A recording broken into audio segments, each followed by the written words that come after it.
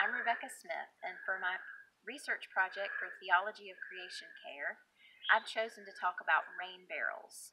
One of the biggest problems environmentally is not conserving water and the waste and the usage of our water. Especially in the neighborhood where I live, water is very expensive, and wasting it not only wastes the resource but also costs a lot of money. So one thing that's very cost effective and helpful to do is to have a rain barrel. This is an example of a barrel. This one is not designed specifically to be a rain barrel, but you can get rain barrels very affordably. Order them online or at your local hardware store. But an idea of what you can do is to take your gutter, if you have one, and cut it off to the point where it'll fit down inside the barrel, and your rainwater that collects from your roof will go straight into the barrel. Okay, so you can use this. Rainwater is good for having a garden and watering your garden.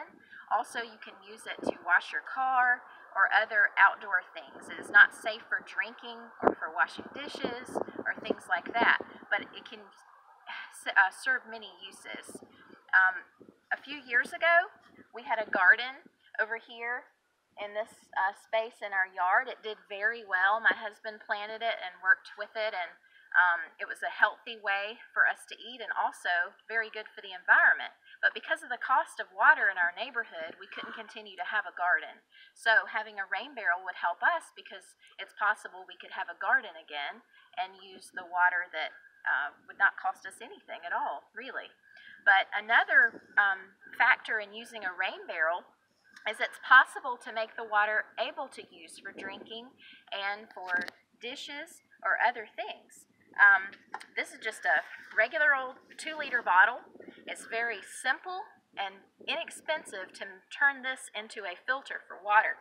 So as you cut off the part of the gutter, and this would go down into the barrel and be at the opening where the water runs through, you would cut off the top of this bottle, and at the bottom layer you would have activated carbon, and then at the next layer would be sand, and the next layer would be gravel. The gravel would collect the bigger debris out of the water. The sand would get rid of the finer impurities, and then the activated carbon would just cleanse it from any other bacteria. And then you would place a cloth at the opening of the bottle, and then you could use rubber bands to attach the cloth, and then as the water comes through the gutter to the bottle and the barrel, then the water that collects in the rain barrel would be pure and able to use for drinking water, able to use for dishes, able to use for anything that you would need to use pure water for. So this would be cost effective and would also provide a way to get water without having to go through the water treatment systems, which would in fact also save power. So you would be conserving not only water, but also be conserving power, because it takes a lot of power for a water treatment facility to run. So this is just one way that we can use to conserve water, to help save water, and to recycle, in fact, the water that God is giving us through rain. So an inexpensive thing to do that pretty much any family could afford to do that has a house with a gutter.